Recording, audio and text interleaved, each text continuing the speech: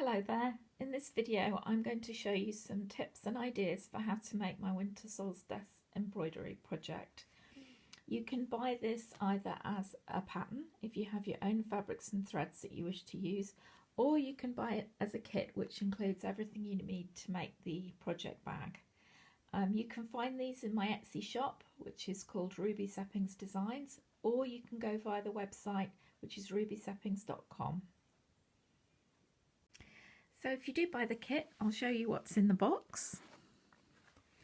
You get the pattern, of course, and then you get some linen fabric for the outside of the project bag and some pretty cotton lawn for the lining fabric.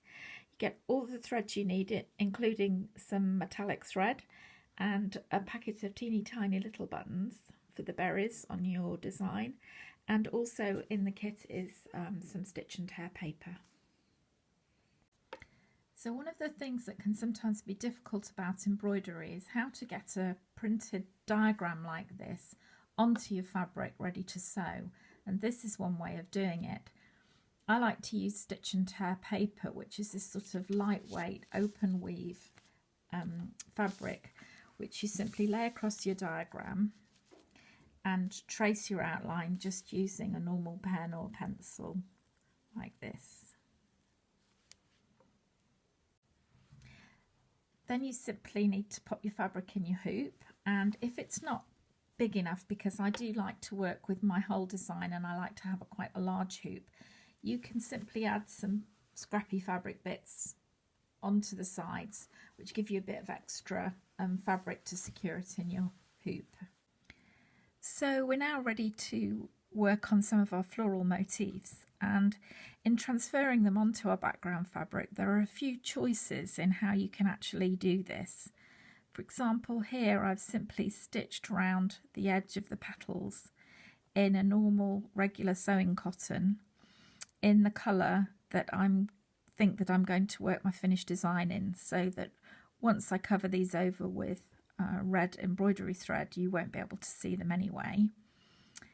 But here I've actually used an embroidery stitch to outline these petals. It's a chain stitch, and when I remove the paper I will simply have to fill in these bits with a darker colour and perhaps a different stitch. But this is actually the finished version of how that outline will look.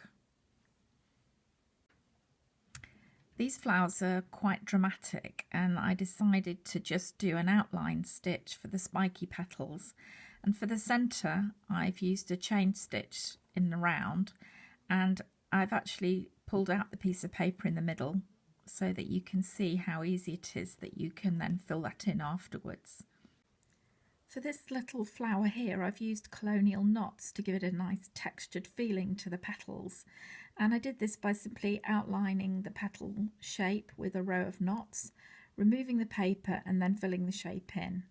And the centre is done with a simple satin stitch, but the contrast does look quite pretty.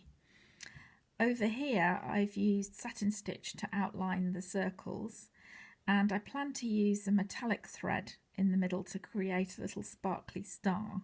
But actually metallic thread doesn't work very well with this kind of paper because the paper tends to shred the filaments, so it's actually much better if you just leave this until after you've removed all the paper, and then you can stitch it in smoothly.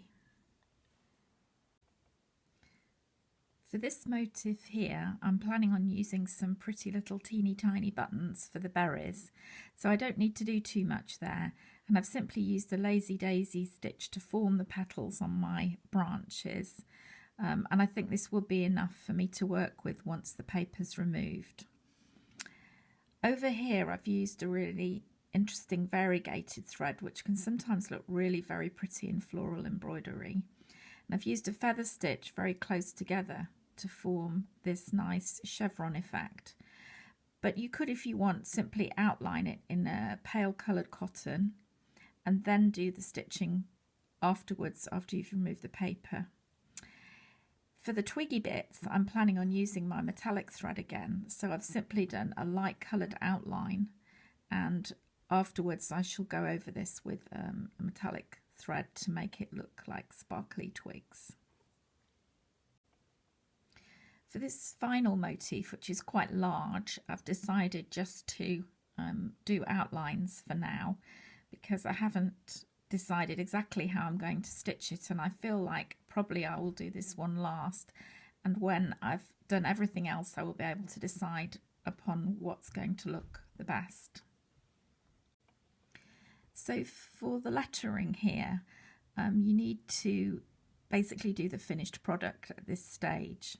I've chosen to use a light coloured thread, and this will contrast nicely with my dark coloured background, I hope, when the paper is removed. And I've used a typewriter font which gives it a nice sort of vintage feel.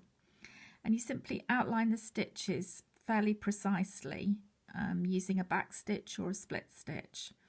And I've decided to add running stitch to join it all together so that it gives that feeling of sewing, and I've even put my little knot on the outside because I thought that would be a bit of fun. The only thing that's not finished is the needle, because again I'm going to use the metallic thread. So here I've just done the outline and we'll be filling that in afterwards.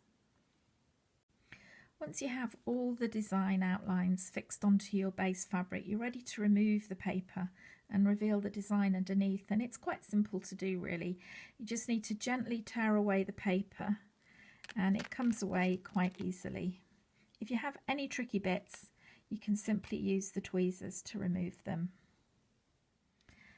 So now that I've removed all the paper from the top of my fabric, I've got this really pretty design underneath, and I'm ready to add some more embroidery stitches and some little buttons and finish up the front of my project bag.